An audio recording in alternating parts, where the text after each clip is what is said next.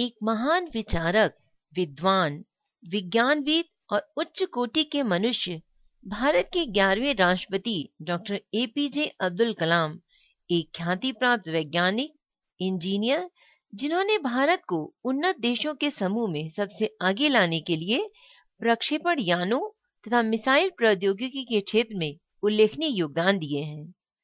तमिलनाडु के रामेश्वरम में 15 अक्टूबर को जन्मे डॉक्टर अब्दुल कलाम अपनी सफलता का श्रेय सर्वप्रथम अपनी मां को देते हैं।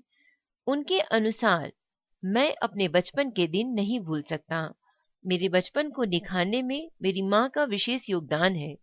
उन्होंने मुझे अच्छे बुरे को समझने की शिक्षा दी। छात्र जीवन के दौरान जब मैं घर घर अखबार बांटकर वापस आता था, तो मां के हाथ का नाश्ता तैयार मिलता।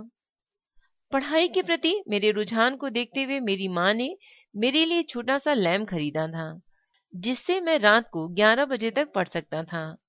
मां ने अगर साथ न दिया होता तो मैं यहाँ तक न पहुंचता। अब्दुल कलाम एक तपस्वी होने के साथ साथ एक कर्मयोगी भी हैं।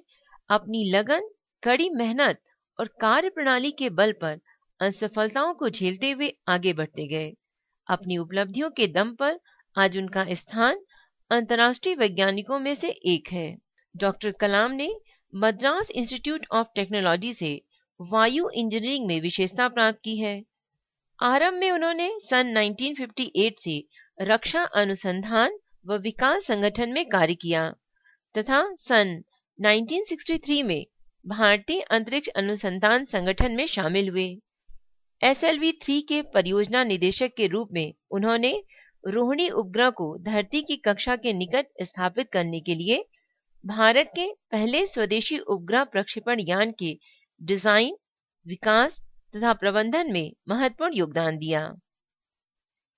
वह 1980 से विक्रम साराभाई अंतरिक्ष केंद्र में aerospace dynamic and design group के निदेशक तथा बेंगलोर स्थित इसरो मुख्यालय में इसरो प्रक्षेपण यान प्रणाली के निदेशक थे। आपने विक्रम साराभाई अंतरिक्ष केंद्र में सम्मिश्रण उत्पाद प्रौद्योगिकी की भी नींव रखी और रीइंफोर्स्ड प्लास्टिकों के लिए एक उत्पादन केंद्र स्थापित किया। डॉक्टर कलाम 1982 में defence research and development laboratory DRDL के निदेशक के रूप में defence research and development organisation DRDO में शामिल हुए। आपने integrated guided missile development programme IGMDP की कल्पना की तथा उसके मुख्य कार्यकारी बन गए। इस कार्यक्रम में रक्षा सेवाओं की आवश्यकताओं को पूरा करने व लंबी दूरी की प्रणाली के लिए री एंट्री प्रौद्योगिकी स्थापित करने के लिए 5 बड़ी परियोजनाएं शामिल हैं। पृथ्वी, त्रिशूल, आकाश, नाग तथा अग्नि की उड़ान परीक्षणों ने रक्षा तैयारी में आत्मनिर्भरता की ओर स्वदेशी योग्यता स्थापित की। इन मिसाइलों का सफल प्रक्षेपण एक अनूठी उपलब्धि है, जिसने भारत को कुछ देशों के एक महत्वपूर्ण समूह का सदस्य बना दिया, जो उन्नत प्रौद्योगिकी व शस्त्र प्रणालियां प्राप्त कर चुके हैं। SLV-3 तथा निर्देशित प्रक्षेपात कार्यक्रम के द्वारा उच्च प्रौद्योगिकी एरोस्पेस परियोजना की स्वदेशी डिजाइन तथा विकास में एक मजबूत आधार तैयार हो गया है। डॉक्टर कलाम ने जुलाई 1992 से नवंबर 1992 तक रक्षा मंत्री के वैज्ञानिक सलाहकार department of defence research and development के सचिव और defence research and development organisation के महानिदेशक के रूप में कार्य किए। नवंबर 1999 से नवंबर 2001 तक कैबिनेट मंत्री के रैंक के तहत भारत सरकार के मुख्य वैज्ञानिक सलाहकार के रूप में आपने अपनी सेवाएं दी। डॉक्टर कलाम डॉक्टर विक्रम साराभाई को अपना आदर्श मानते हैं। एक बार चांदीपुर परीक्षण रेंज में अपनी सुबह की सैर करते समय उन्हें लगा कि भूमि का उपयुक्त इस्तेमाल नहीं किया गया है। उन्होंने डॉक्टर SK सालवान को पक्षी अभ्यारण्य विकसित करने को कहा। उड़ीसा सरकार की मदद से ये अभ्यारण्य विकसित हुआ। आज साइबेरियन सारस भी वहां देखने को मिलते हैं। दिल्ली स्थित एशियाड गांव में टहलने के दौरान 5 लोगों का एक समूह बना। डॉक्टर कलाम, श्री बजाज, श्री पवार, श्री नायक और श्री प्रभाकर इसके सदस्य थे। इस ग्रुप का नाम था येलो हेवन ग्रुप। प्रारंभिक जीवन में अभाव के बावजूद डॉक्टर कलाम किस तरह राष्ट्रपति पद तक पहुंचे, ये बात हम सभी के लिए प्रेरणास्पद है। उनकी शालीनता, सादगी और सौम्यता किसी महापुरुष से कम नहीं है। उनसे मिलने की इच्छा स्वाभाविक है, जो हम में से कई लोगों की होती है। डॉक्टर कलाम बच्चों तथा युवाओं में बहुत लोकप्रिय हैं। हम सभी उन्हें आदरवश मिसाइल मैन कहकर बुलाते हैं। अपने सहयोगियों के प्रति घनिष्ठता एवं प्रेम भाव के लिए कुछ लोग उन्हें वेल्डर ऑफ पीपल भी कहते हैं। परिवारजन तथा बचपन के मित्रजन आजाद कहकर पुकारते थे। 25 जुलाई 2002 को डॉक्टर कलाम ने राष्ट्रपति पद की शपथ ली थी। राष्ट्रपति के पद पर रहते हुए उनके द्वारा किए गए श्रेष्ठ कार्यों की वजह से आपको पीपल्स प्रेसिडेंट कहा जाता है। यूरोपियन पार्लियामेंट के प्रेसिडेंट जोसेफ बोरेल फोर्टिस ने 2006 में अपने missile man doctor APJ Abdul Kalam को यूरोपीय संसद को संबोधित करने के लिए आमंत्रित किया था, किंतु अति व्यस्तता के कारण तब जाना संभव न सका था। 25 अप्रैल 2007 को कलाम साहब यूरोपीय संघ को संबोधित करने के लिए गए। वहां आपका स्वागत बहुत ही आत्मीयता से हुआ। बस फर्क ये था कि तब फोर्टेल्स की जगह हैजगर्ड पॉन्टिंग राष्ट्रपति के पद पर आसीन थे। इस विशेष अवसर के लिए डॉक्टर कलाम साहब ने एक कविता लिखी थी, जो कविता इस प्रकार है। सुंदर परिवेश रचता है सुंदर विचार, सुंदर विचारों से ताजगी और कृतित्व का सृजन होता है। क्यों रचे गए हर ओर धरती और भूमि को खोजने वाले, रचने वाले सुचिंतन और नव निर्माण, महान वैज्ञानिक आविष्कार। अनेक अनुसंधानों का क्रम चला, खोजे गए द्वीप और अनचिन्हे भूभाग, अनजानी राहों पर अनायास गुजरते हुए निर्मित हुए राजमार्ग।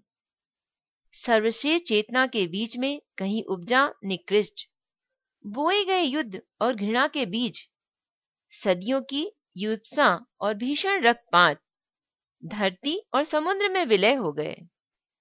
अनगिनत अबोध शिशु कितने ही राष्ट्र आंसुओं के सैलाब में डूब गए, कितनों को दुख के अजगर निगल गए।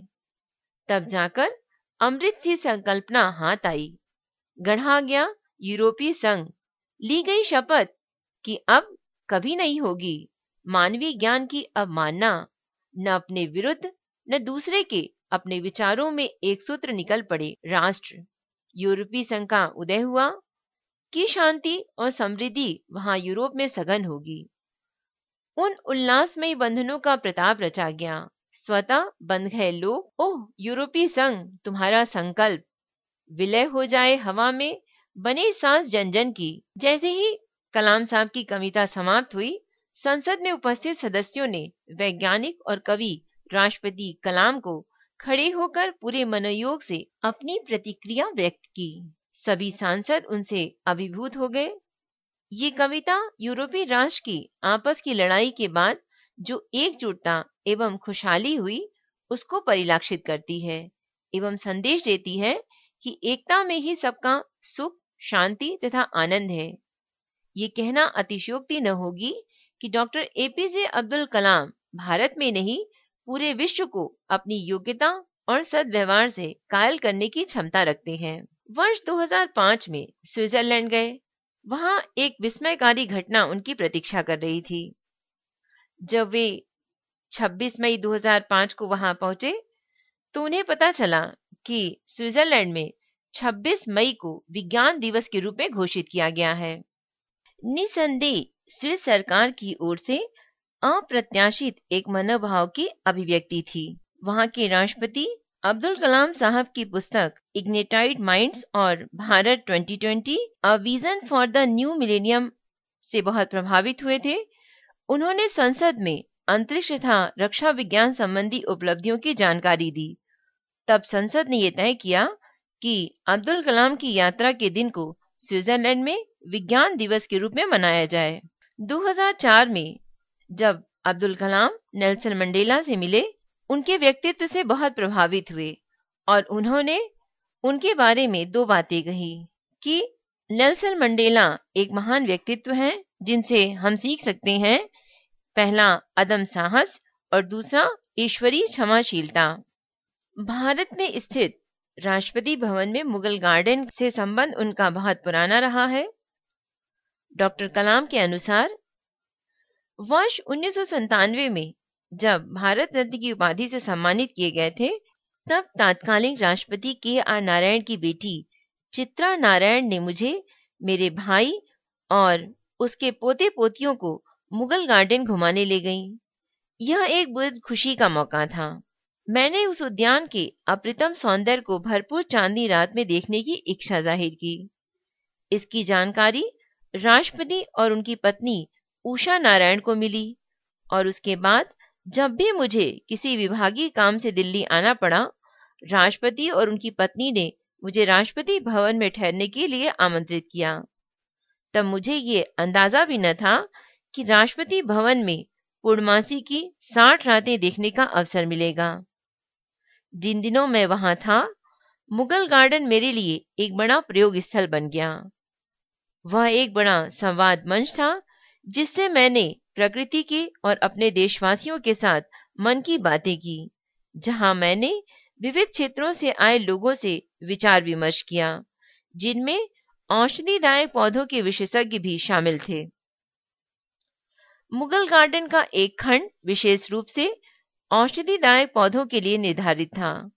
बाग में आने वाले अनेक पशु पक्षी मेरे अंतरंग हो गए थे।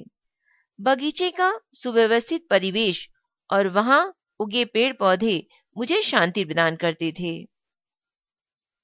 कई बार मैं वहां बगीचे में विदेशों से आए राष्ट्राध्यक्षों और देश प्रमुखों के साथ सैर पर निकल पड़ता था। वर्ष 2007 में सार्क देशों के राष्ट्राध्यक्षों के साथ मुगल गार्डन में घूमना एक यादगार अनुभव था। मुझे याद है कि एक बार पाकिस्तान के तत्कालीन प्रधानमंत्री शौकत अजीज ने कहा था कि अगर मैं मुगल गार्डन में एक द्विपक्षीय मीटिंग करवा लूं तो हमारे देशों के बीच के भेदभाव छूमंतर हो जाएंगे। श्रीलंका के प्रधानमंत्री ने कहा था कि बजाय इसके यहाँ 1 घंटे के चाय पान का आयोजन हो इस खूबसूरत बाग के लॉन में, तो मुझे अपने इलाकों के विकास पर कार्यक्रम आयोजित करने चाहिए। डॉक्टर कलाम ने मुगल गार्डन में 2 झोपड़ियां बनवाई थी।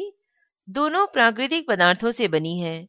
उनका डिजाइन पर्यावरण को ध्यान में रखकर ही बनाया गया। एक को त्रिपुरा के कारीगर ने बनाया और उसे थिंकिंग हट यानी विचार स्थली कहा जाता है, जहां पर डॉक्टर कलाम अपने मित्रों के साथ विचार विमर्श करते थे। उनकी पुस्तक इंडोमिटेबल स्पिरिट का बहुत बड़ा हिस्सा वहीं बैठकर लिखा गया है। दूसरी हट का नाम है इमोर्टल हट यानी अमर स्थली, जो कि 16 पेड़ों के झुंड से घिरी है और पास में ही 34 विभिन्न प्रकार के औषधिदायक पौधों का खंड है। संगीतमय उद्यान है और बायोडायवर्सिटी पार्क है। आपकी पुस्तक गाइडिंग सोल, जो जीवन के लक्ष्य की खोज पर आधारित है, उसका उद्भव आपके और आपके मित्र प्रोफेसर अरुण तिवारी की बातचीत से हुआ, जो इसी इमोर्टल हट में बैठकर हुई। जब भी राष्ट्रहित में कोई विचार विमर्श करना होता था, डॉक्टर कलाम साहब इन्हीं 2 हट में से किसी एक में जाकर बैठकर सोचा करते थे।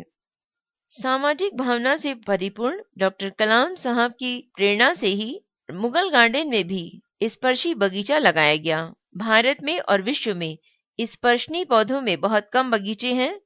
लखनऊ में CSIR national botanical research institute में स्पर्शनीय उद्यान है। 2004 में स्पर्शनीय बगीचा लगाया गया। एक दीर्घ वृत्ताकार बगीचा, फव्वारा, पथरीला रास्ता, सुवासित पौधों की 34 क्यारियां, औषधि, मसाले, फल तथा खूबसूरत फूल लगाए गए। प्रत्येक क्यारी पर एक सूचना पट्टिका के जरिए संबंधित पौधे के बारे में हिंदी, अंग्रेजी भाषाओं में और ब्रेल लिपि में लिखा गया है। दृष्टिहीन लोग जब इस गार्डन में पहुंचे तो बहुत प्रसन्न हुए उनका आनंद उनके चेहरों पर नजर आ रहा था। प्रति वर्ष जब भी स्पर्शनी बगीचा दृष्टिहीनों के लिए खोला गया, डॉक्टर कलाम साहब उनके साथ गए। मुगल गार्डन के प्रति डॉक्टर कलाम साहब कहते हैं, मैं राष्ट्रपति भवन के दिनों के प्रति अपने और मुगल गार्डन तथा परिसर के दूसरे बगीचों ने जो आनंद की अनुभूति मुझे दी, उसके प्रति बहुत भावुक हूँ।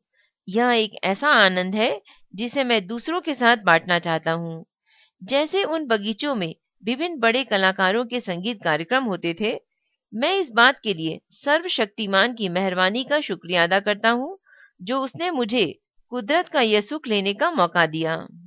डॉक्टर एपीजे अब्दुल कलाम को सम्मानित करते हुए अनेक संस्थाओं द्वारा डॉक्टर ऑफ साइंस की मानक उपाधि दी गई, जिसमें Anna university of technology Madras, Jadavpur विश्वविद्यालय, कल्याणी विश्वविद्यालय, हैदराबाद विश्वविद्यालय, बनारस हिंदू विश्वविद्यालय, रुड़की विश्वविद्यालय, मैसूर विश्वविद्यालय, IIT Mumbai, IIT Delhi, IIT Kanpur, Birla institute of technology, Allahabad विश्वविद्यालय, Indian school of science, Maharaja Sayaji Rao university of Baroda, Bharathidasan विश्वविद्यालय, तिरुचिरापल्ली, दिल्ली विश्वविद्यालय, मद्रास विश्वविद्यालय।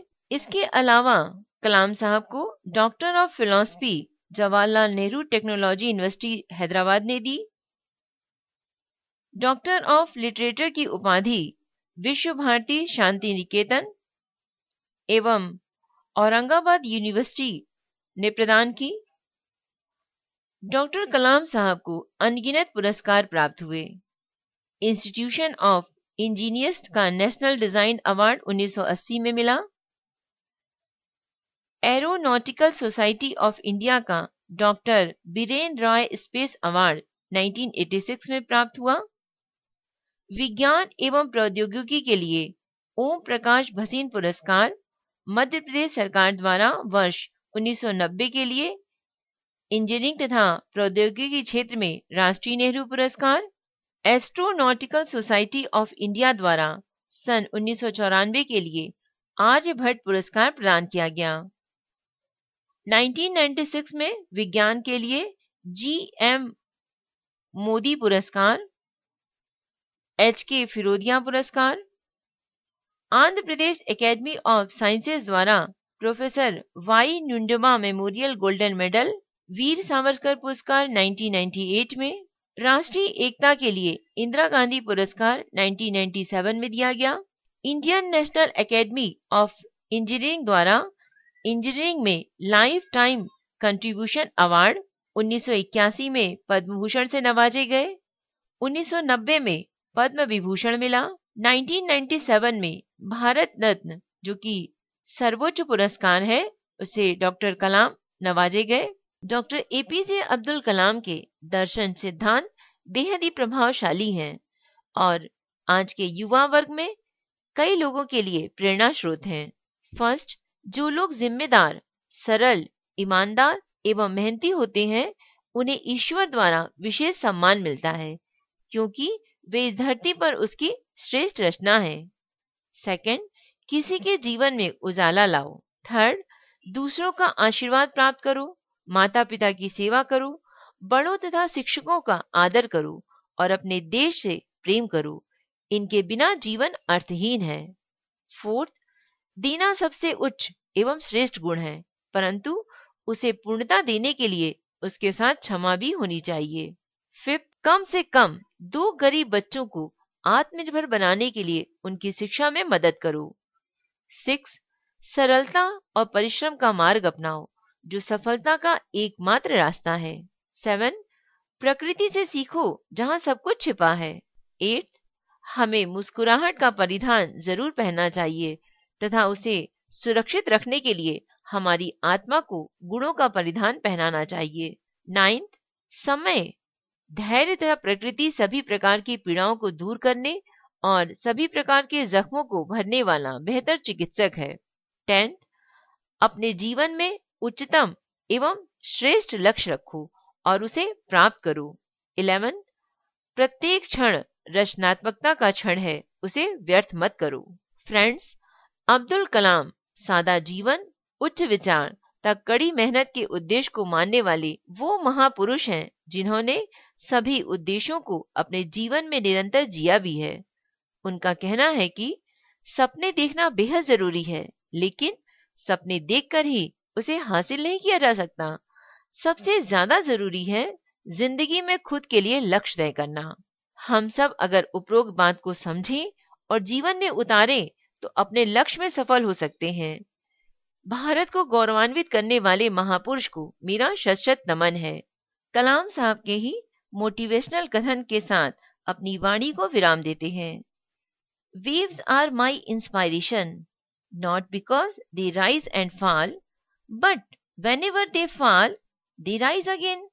डॉक्टर एपीजे अब्दुल कलाम से संबंधित प्रस्तुत जानकारी कलाम साहब की पुस्तक विंग्स ऑफ फायर तथा टर्निंग पॉइंट पुस्तक पर आधारित है, जिसे अनीता शर्मा द्वारा ध्वनांकित किया गया है। विवरण देते समय यदि कोई त्रुटि हुई हो तो हम क्षमा प्रार्थी हैं। डॉक्टर एपीजे अब्दुल कलाम को हम अपना आदर्श मानते हैं। यूट्यूब को ज्वाइन किए हमें आज 1 वर्ष पूरा हो गया। इस खुशी के अवसर पर कलाम साहब से जुड़ी कुछ बातें आप सभी से शेयर करने का प्रयास किए हैं। आप अपनी राय हमें मेल कर सकते हैं। मेल आईडी है voiceforblind यानी वॉइस फॉर ब्लाइंड @gmail.com। धन्यवाद।